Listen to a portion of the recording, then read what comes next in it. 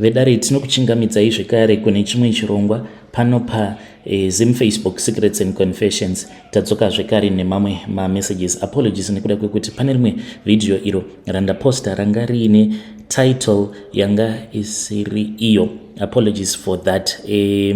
Tiri ipapo kana kuri kunziwo unenge uri interested uchida kuva one of the admins tine machannels edu akati one day ari monetized, saka kune avo vanenge vari interested vanenge vachida kuva part of the team, come to my inbox for terms and conditions tione kuti tingashandidzana sei kuma channels already agara ari monetized achitowana mari. So if you are interested you can come to my inbox. So rekedzai tibva tapinda muma messages edu atadzoka takakubatirai. Message yedu yekutanga yakamera sekudai so: hanzi makadi zvenyu mukoma, ndinokumbirawo kuti munge muchizondiposterawo nyaya yangu makavigawo chitupa changu. Zita rangu ndinoitwa Tsitsi, not a real name.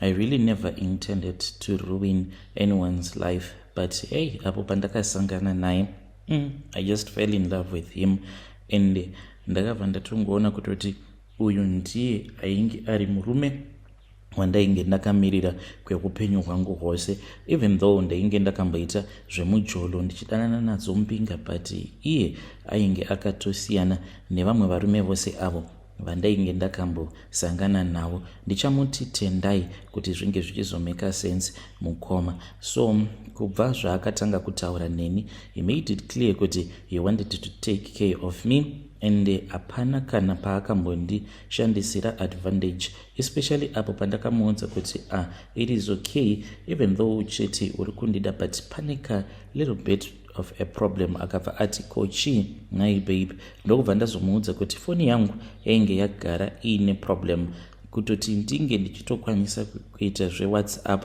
ndaitofanira kutoti ndinge ndichitowatsura ndakatogara pachaja, ndakatoita yekutobata nekuda kwecharging system yayo yainge yakadhakwa. Akabva anditi that is not a problem at all.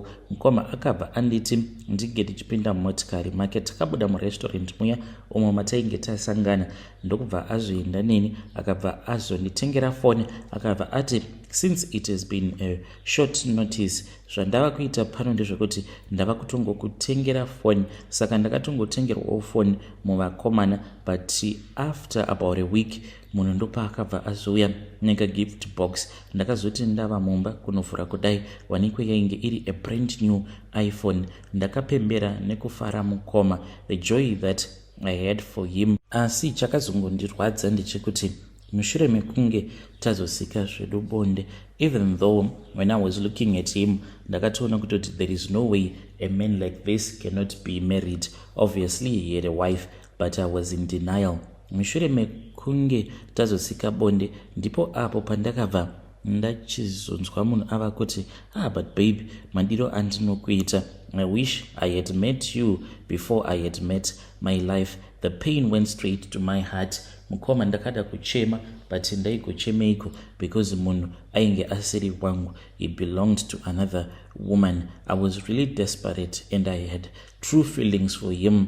I wanted him and I was willing and I was ready to do whatever that it was going to take. So out of desperation mukoma ndipo apo pandakazoenda kumba kweimwe n'anga. So like n'anga iyi, I would only see people going in and out of the place, but zvekuenda kune n'anga ndainge ndisitombo rina kana basa nazvo, uye zvekare ndainge ndisingambozvidi. Ndakaenda kuya because ndainge ndichida kuti murume uyu ange achindida and ange achizofuratira mudzimai wake. Ndakasvika paya ndipo pandakabva ndazonzi nen'anga iyaiya pasina kana nguva ndainge ndichazoona results. Ndakabva ndazopiwa mishonga uye zvekare ndikapiwa nemishonga yemupfuwira.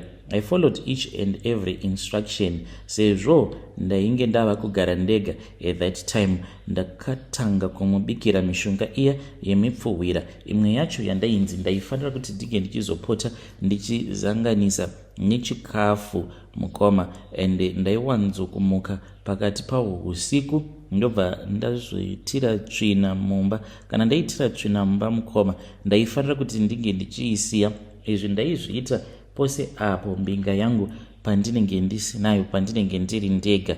Mukoma, munoziva kuti tsvina inonhuhwa, but painge pachitomborida nekutamba ndaigara ndiine mamaski angu uye zvekare nekungoramba ndichingomwaya air freshener so that zimunhuhwiri retsvina would not overwhelm me. Then makuseni zuva risati rabuda ndaifanira kuti ndinge ndichizomuka. Kana ndamuka paya ndobva ndazohorera tsvina iya nemaoko ndobva ndazoisa mupoto. Mukoma Nashi, apa ndinenge ndiine kabifu kana kuti pork, sezvo ari munhu anofarira pork. Ndobva ndatanga kubika zvekuti by the time pazvinonoibva zvinenge zvakaita gravy soup nekuda kwetsvina iya yandinenge ndakanda. Ndaingokanda yose Mukoma Nashi.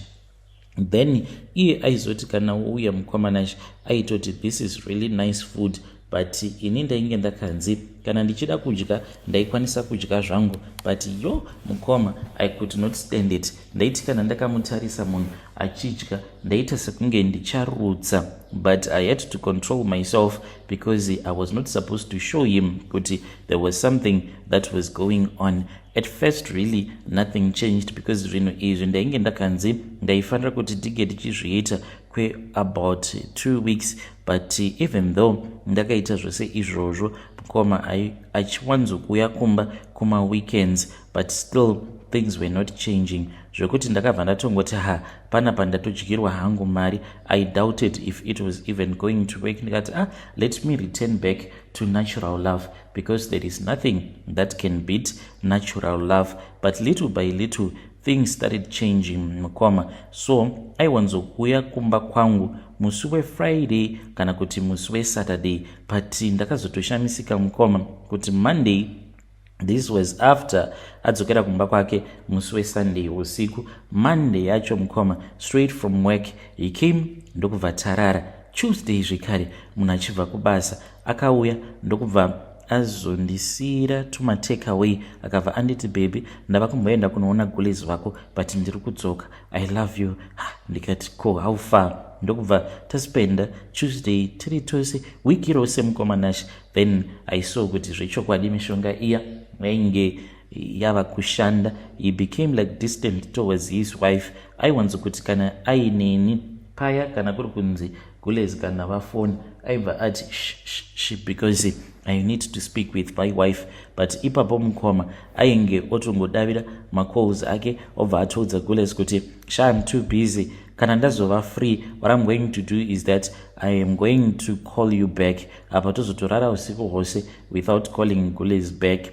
And nguva zhinji ainge ava kutongo ignore macalls avo. Mukoma Nashi ndakanyatsoona kuti mupfuwira unoshanda, and ainge ava kungogara achingoshorobodza mudzimai wake achiti nemudzimai wangu tinongogara tichingonetsana this and that. At first I really felt good when he moved in with me, tikatorova mwedzi tigere tiri tose. But Mukoma Nashi, for every reaction there is an equal reaction. Inyo handiti ndainge ndakafamba ndikaenda muzin'anga. Ava gulezi mukuzofamba ndipo apo pavakazoudzwa neumwe muprofita. She only texted me vakabva vati I know what you did. Wakapa murume wangu mupfuwira uye zvekare wakaita wekudyisa tsvina yako, but I'm not going to rest until I win my husband back. Iyo mimba igoti yati dugu Mukoma Nashi. Then I fell pregnant, and after I had fallen pregnant for him, love and attention yandainge ndava kupiwa, it was just too much. Saka gulezwo vainge voshandidzana nemaprofita avo, ininiwo ndainge ndichishandidzana neng'anga yangu Mukoma. It was war, tainge tava kuhondo.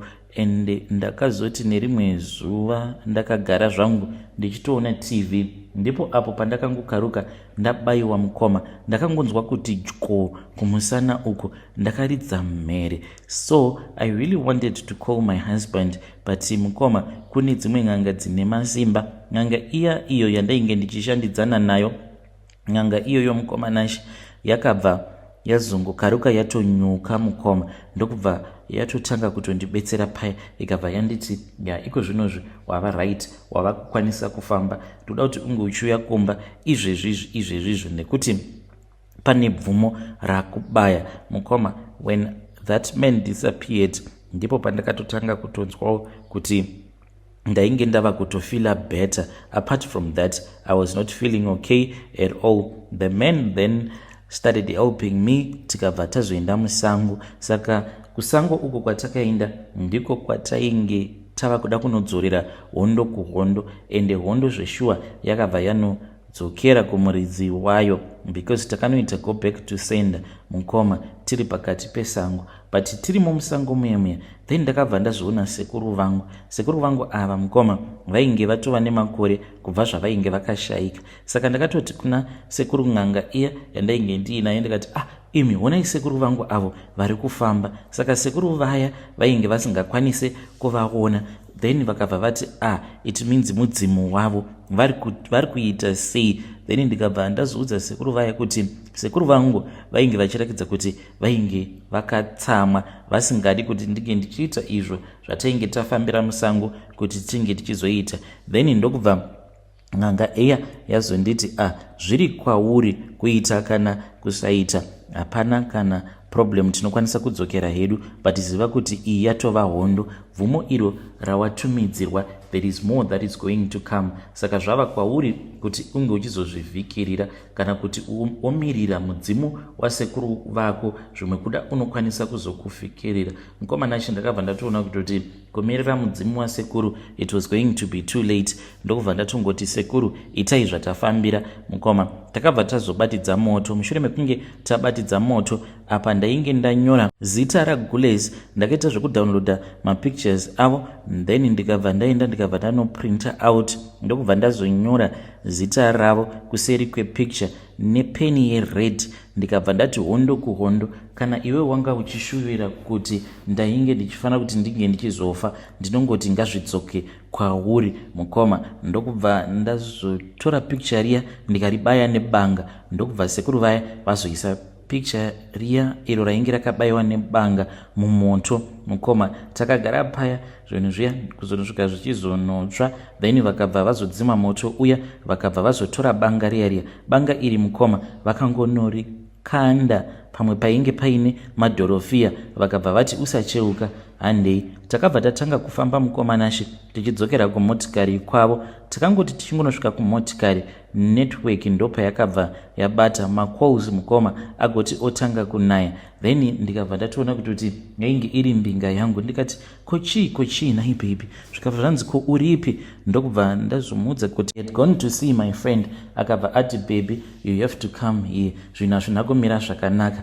Then I spoke with him, akabva azonditi hanzi Gules vainge vatsvedza vakadona when she was walking from upstairs, then she was in the hospital. Hey mukoma, ndakangoti ndichingodropa call, takabva tatanga kutopembera nekuimba nasekuru vachitoti mari yangu uri kufanira kuti unge uchizondipa mari yangu. Gules ava vakazoshaika a couple of days later, but nyaya iripo mukoma, even though murume hangu ndava kugara naye, but dambudziko randiri kusangana naro nderekuti mumba kana ndiri ndega nevana kana murume asipo, ndinoona chipoko chavo Gules. Ivo hapana kana zvavanombotaura kana kuita, vanenge vakangonditarisa. So the very first day pandakaona chipoko chavo, ndakamuka mukomanashi ndichinzwa mamwe mazukunyota. I think kuti it was somewhere kuma 3 am. Ndakati ndamuka kudaro, I then went to the kitchen. So as I was going downstairs, mind you mukoma, kunoku kwatiri kugara, it is that same house that my husband used to live with his late wife. Ndakangoona kuti it is not necessary kuti tinge tichitsvaka imwe imba, even though that was what my parents had recommended, but I just said this is me trying to save money. Handidi kuti murume wangu azotanga kuti imba. Kana tichazotenga imba, I'm going to make sure kuti imba iyoyo inenge iri muzita rangu kana kuti revabereki vangu. That is why I'm just playing the good girl, acting as if I do not want my husband to waste a lot of money on unnecessary things, yet tichikwanisa kungogara pamba ipapapa. So as I was walking downstairs, ndopa ndakabva ndazoona kuti Gules vainge vakamira kukitchen vakangonditarisa mukoma. She was wearing this laced white dress. I think it is the one iro ravakavigwa vakapfeka. Vakangoramba vakanditarisa mukoma Nashi ndokubva vatanga kufamba vakabva vatobuda panze zvavo. That was the first incident. Yaizonwika here mvura ipapo. Ndakamhanya upstairs mukoma ndokubva ndinopinda mubedroom. So it has been happening. Iko zvino mukoma, it is really tough for me to be alone. Even zvikanzi ndinenge ndiina maid or any of my relatives, as long as murume wangu akasangorara pamba, chipoko chaGules ndinochiona. Saka ndinewo umwewo wandakaudza, someone that is very close. Saka akabva anditi zvimwe kuda vane shungu. How about dai watora vana vaGules wagara navo ombozama kuti unge uchivabatawo zvakanaka, zvimwe kuda mweya wavo unobva wazorora, because vana ava maybe kwavari ikoko vari kutambudzika, because Gules ava it seems as if she came from a very poor family. So kubva zvavakazongoshaika, I made sure kuti my husband will never associate with the kids as well as the family, because I wanted him to myself. And kunyange hama dzake, I made sure kuti I removed all of his relatives, those that he used to associate with a lot. Then iye ava kutongowirirana nehama dzangu, hanzvadzi dzangu uye nanasisi nanasekuru, ndivo avo vava kutoshanda kugaraji kwake mukoma. Izvi ndakazviitira nechikonzero, because ndinotoziva kutoti kana akashanda nehama dzangu kana kuhura kwake kunozoti netsei. But dambudziko razondiunzawo pano ndiroro rekuti ndiri kuramba ndichingoona hama dzangu, ndiri kungoramba ndichingoona chipoko chamaiguru. Handizivi kuti ndingaitawo sei. Murume kuti ndige ndichimuudza, ndinotoona kutoti hazviiti, because ndinokwanisa kakuzorambwa apa. At the same time I was not prepared kuti ndige ndichizotanga kutora vana veumwe mukadzi ndotanga kugara nevana vasiri vangu. I was not willing to do that, because inini hangu nditori bho nevana vandiinavo, uye zvekare nditori bho ndiine murume wangu nehama dzangu, no one else disturbing my peace. Because zvinonetsa kana ndikatora vana ava mangwana futi panozotanga kubuda mashoko. So ndodawo kuti mhuri yeZimbabwe inge ichindibatsira. Kana mukaposta nyaya yangu mukoma, ndizivise ndichange ndichizotevererawo ndiri mucomment section. Hey vedare, ndo message iyo yandakatumidzirwa ichibva kuna vanzvadzi vedu avo. Zvakangouma hazvo vedu we, asi ngatitaurei navo mucomment section. Nyaya iripo vanzvadzi ndeyekutongoti muri kufanira kuti munge muchitongoudza mukoma kuti ndo zvakaitika, because kunyange mukati pari zvino chipoko ichi chandiri kuona hachisi kumbotaura neni, hapana kana zvavari kumboita amaiguru ava. But nekufamba kwenguva you don't know kuti mweya wemufi uchazoita sei. But ngatizamei kuti tinge tichitaura navo maiguru ava mucomment section. Zvakangooma hazvo vedu we.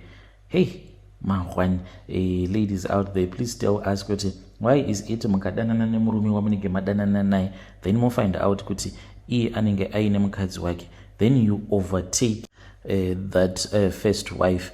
You can tell us in the comment section.